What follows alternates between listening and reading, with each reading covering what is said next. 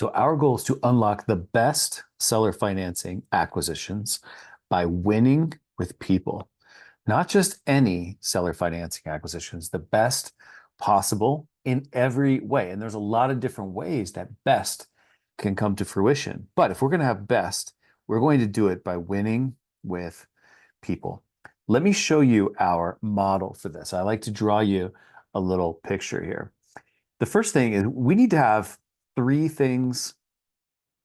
We have to get three things right in order for this to happen. The first thing that we have to get right is we have to have the right person that we are talking to, the right person.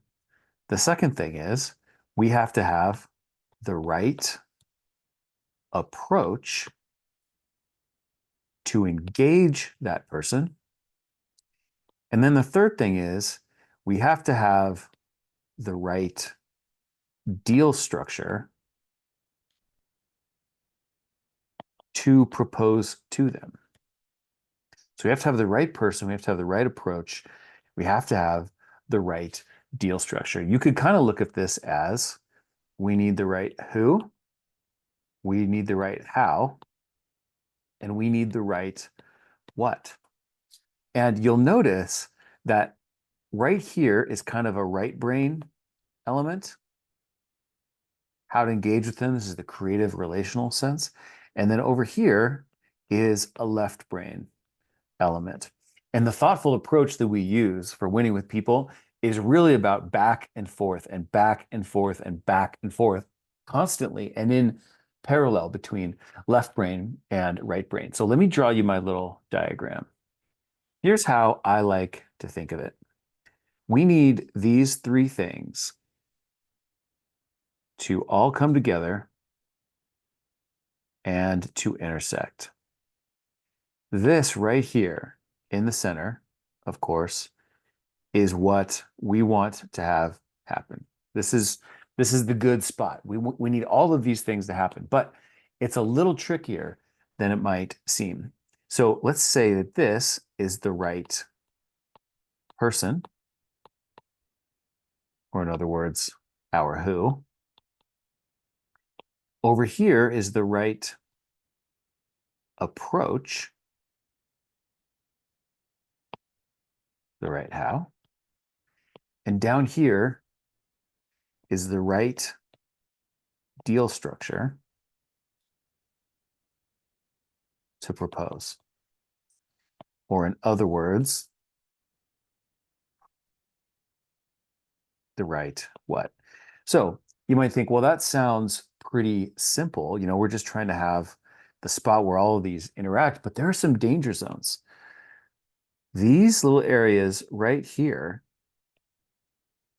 I call these the no zones.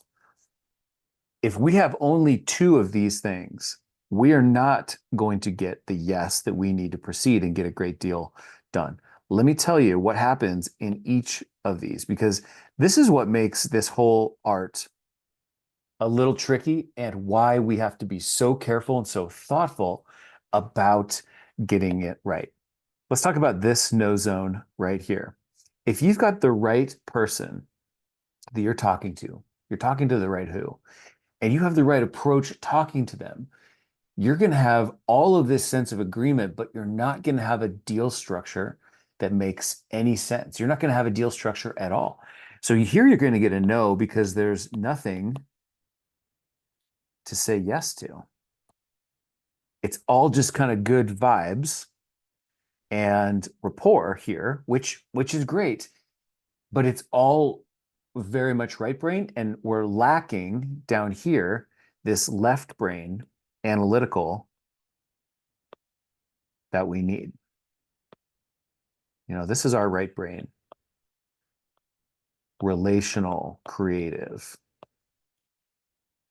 So our first no zone, like kind of a danger zone, is this one, where if we're only talking to the right person and we're having the right type of conversation with them, it's not going to come to fruition because there's not going to be anything tangible. There's not going to be a proposal, a deal, a purchase agreement to say yes to.